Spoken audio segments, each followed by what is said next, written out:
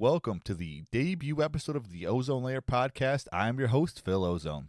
I'm happy to finally get this podcast going after talking about it for so long. All right, let me tell you what this podcast is all about. This is a podcast where I interview people from the music industry, gaming industry, and comic book industry. I started this podcast to share my interest in music, gaming, and comics with all of you guys. I've been a fan of comics, gaming, and music all of my life. I've been playing video games casually ever since I've been old enough to play video games. Along with video games, I'm a big tabletop fan, which I picked up almost a decade ago. It's a great hobby, but also an expensive one. Comics I have been on and off in my life. I started reading them when I was younger, fell off a little bit, picked them up back in high school, and then I've been reading them ever since. I am a big music fan, with the exception of country. I mainly listen to metal, but I do dip in other genres. Enough of my rambling. Let's get to this episode.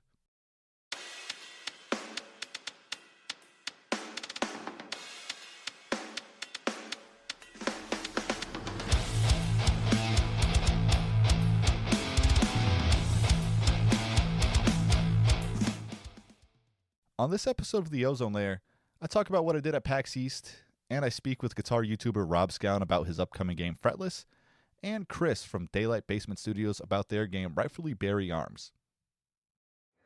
All right, Rob. Yes. Where did the idea of a video game come from?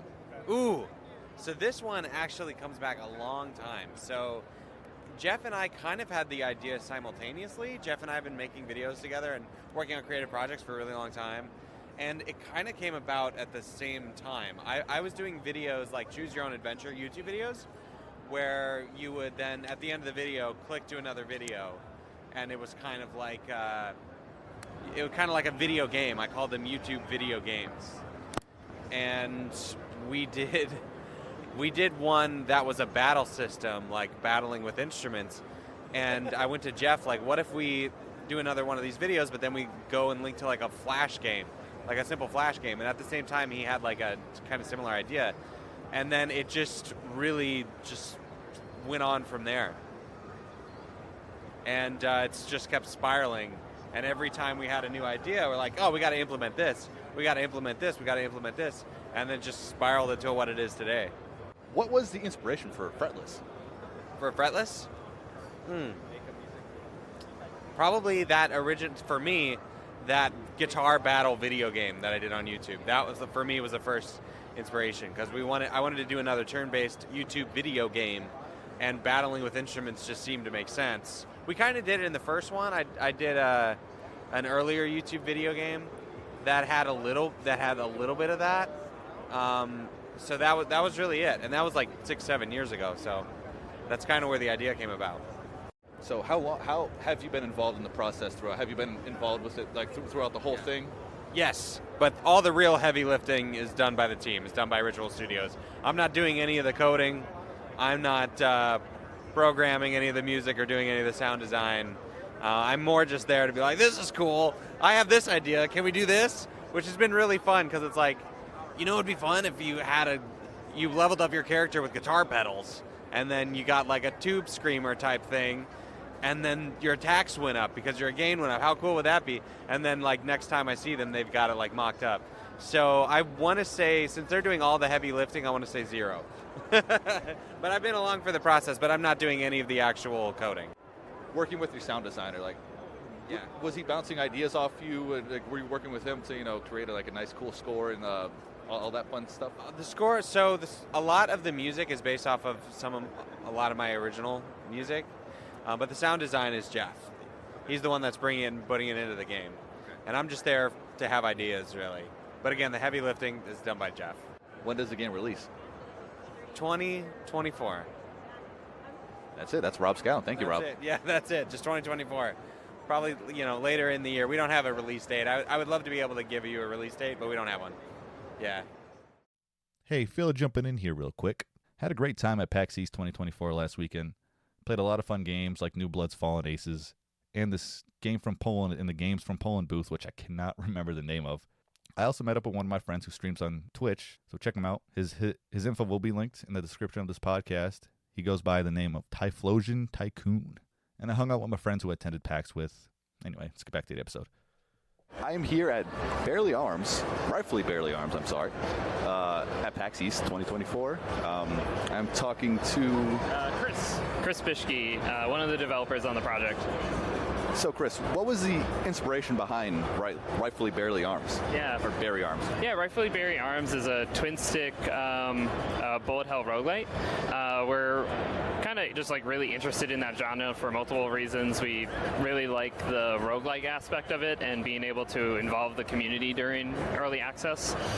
So like we take a lot of community feedback like pretty seriously, and roguelites help with that.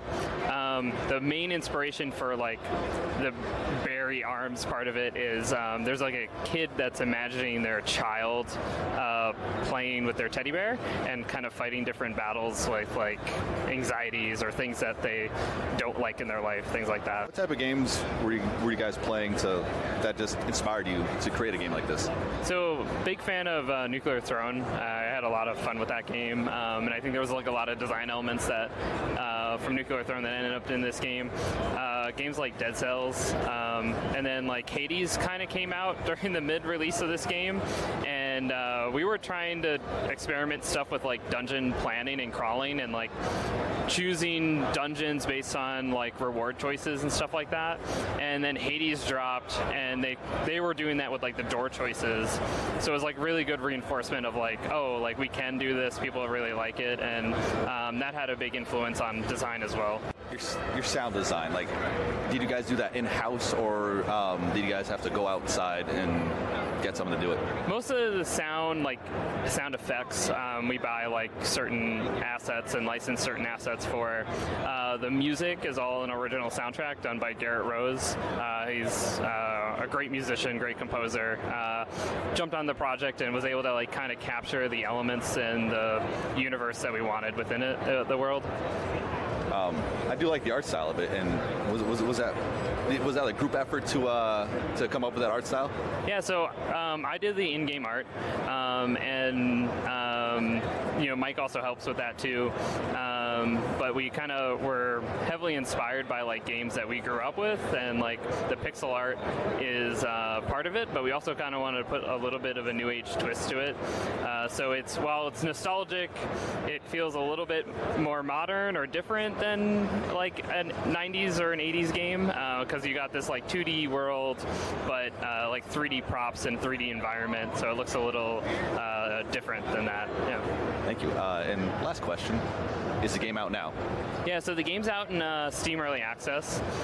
During PAX, it's on sale for $7. It's usually $10. The preview build that we're showing here at PAX is part of a bigger update that drops April 17th. I was saying earlier that we really value community feedback. This entire update is like based on community feedback. We added a new feature for like outfits, cosmetics. That was like our #1 requested community feedback item. And then we reworked like weapon augmentations and dungeon crawl choices. That was all based on watching the community play and hearing what they had to say. Thank you very much. Cool, thank you. I ended up purchasing Rightfully Barely Arms because I enjoyed the game so much. The demo of Fretless is also out now as well. Both games will be linked in the description of this podcast, as well as Rob Scallon's social media and Daylight Basement Studios' social media. Check them both out. But overall, it was a great weekend, and I look forward to attending PAX 2025. Thank you for listening to The Ozzone Layer. Follow my Instagram at The Ozzone Layer, and if you want any guests, feel free to email me at theozonelayerpodcast@gmail.com. Next week, I have Javon Stokes of Visually Stoked Media, a Connecticut-based comic book creator. Until next week, guys.